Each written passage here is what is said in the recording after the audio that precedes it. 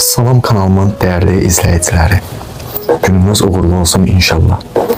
Kanalıma yeni gelenler, siz de videolarımı beğenerek mənə olan dəstəyinizi göstərmiş olarsınız. Bugünkü mövzumuzu artıq bilirsiniz. Qoyunçuluq.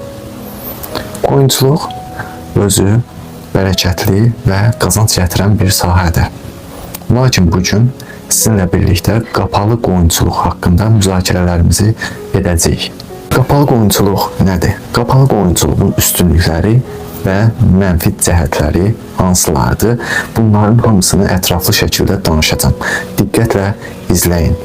Qapalı qoyunçuluq, qoyunların il boyu tövlə şəraitində saxlanılması və ya il uzunu bir neçə ay ərzində tövlə şəraitində, qapalı şəraitdə saxlanılması deməkdir. Qapalı şəraitdə otlaqlardan istifadə olunmur, olunsa da az istifadə olunur və yem və su baxımı tövlə şəraitində və ya müəyyən ərazi içərisində olunur. İndi isə qapalı qoyunçuluğun üstünlükləri haqqında danışım. Qapalı qoyunçuluğun üstünlükləri hansılardır? Diqqət yetirək. Az ərazidə çox heyvan saxlaya bilərsiniz. Heyvanlarınız küləkdən, soyuqdan, yağışdan daha yaxşı qoruna bilər. Çölə çıxmadığı üçün müəyyən xəstəliklərdən uzaq qalacaq. Siz heyvanlarınızın doğum prosesinə və ya sağım edirsinizsə daha rahat sağım eləyə bilərsiniz.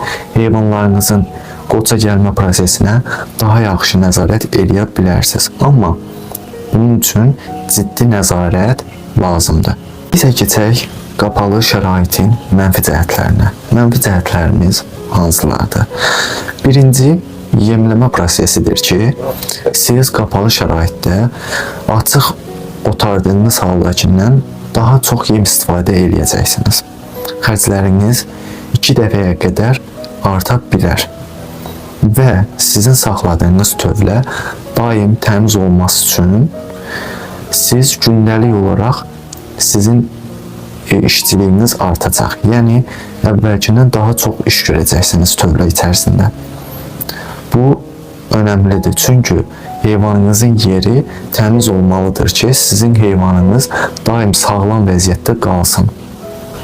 Qapalı şərait, yəni qapalı şərait dedikdə bir çox insanların beyninə gələn ilk bir düşüncə var ki, yəni mən qapalı şəraitdə heyvanlarımı yığdım bir yerə, orada yemini, suyunu qoydum, bu mənə qazanc əldə etdirəcək. Bu qətiyyən belə deyil.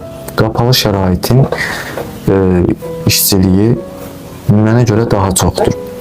Qapalı şərait dedikdə, yəni heyvanı yığın tövlədə saxlayın demək deyil. Sizin müəyyən bir çərçivə içərisində bir əraziniz də olmalıdır ki, siz gündəlik olaraq heyvanlarınızı o əraziyə buraxa biləsiniz.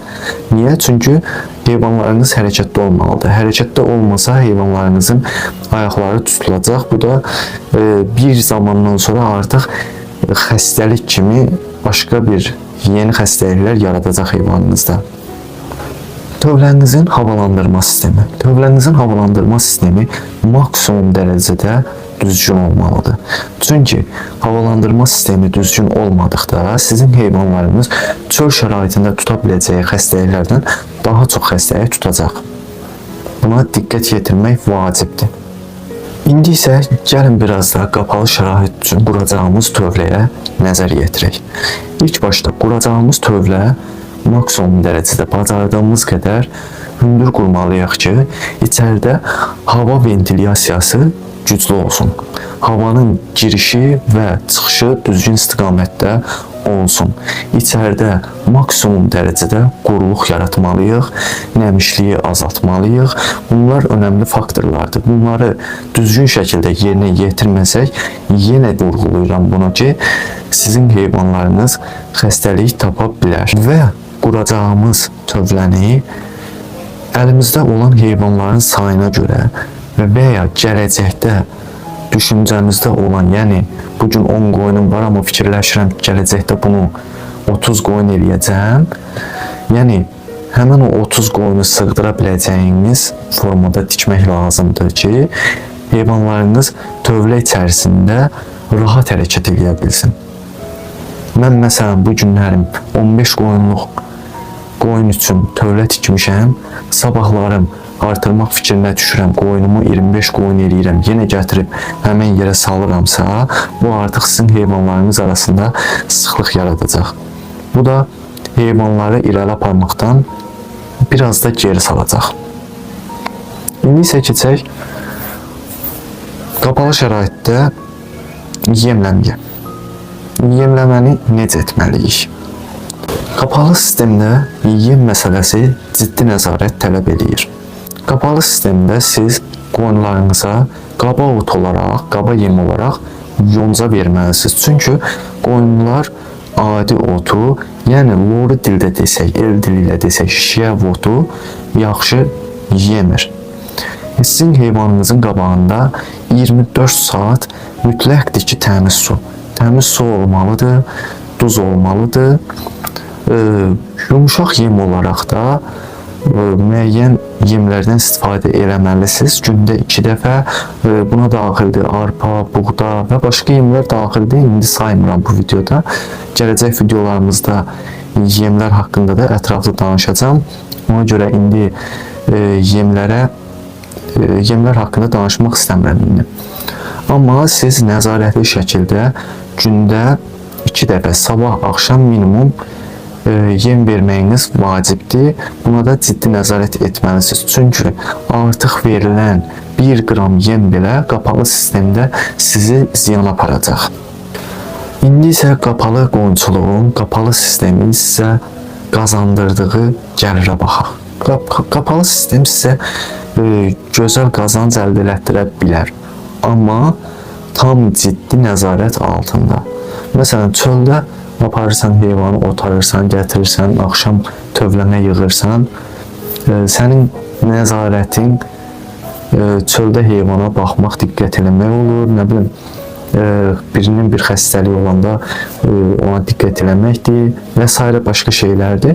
Amma qapalı şəraitdə hər bir qoyuna ayrı-ayrılıqda nəzarət etməlisən. Buna yemindən tutmuş o heyvanın havalandırmasına qədər, tövlənin havalandırmasına qədər hamısı daxildir ki, ciddi nəzarət tələb edir. Çünki ciddi nəzarət olmasa qazanc əldə etməyəsən. İndi isə sizə mənim şəxsi fikrim maraqlıdırsa, onu deyim ki, mənə görə, bu mənim şəxsi subyektiv fikrimdir.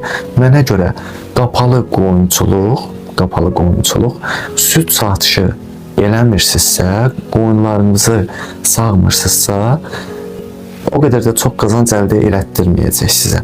Qazandıracaq, amma istədiyiniz qədər qazandırmayacaq. Bu mənim şəxsi fikrimdir. Bəs siz mənə deyin görüm, sizə görə qapalı qoyunçuluq mu yaxşıdır, yoxsa açıq qoyunçuluq yaxşıdır? Bunu kommentlərdə mənə mütləq bildirin. Çünki sizin də fikirləriniz mənim üçün çox önəmlidir və vacibdir. Sonda onu qeyd edeyim ki, siz kommentlərdə mənə gələn videolarımızın hansı sahələr haqqında olacağını bildirin ki, mən də sizə həmin sahələr haqqında daha yaxşı məlumatlar düzəldim, öz biliklərim əsasında və ya araşdıraraq məlumatları toplayım, sizə təqdim edeyim. Videom əgər ilk dəfədirsə sizin qarşınıza çıxıbdırsa, videomu bəyənərək abunə olub dəstəyinizi göstərməyi unutmayın. Gələn videolarımda görüşənə qədər.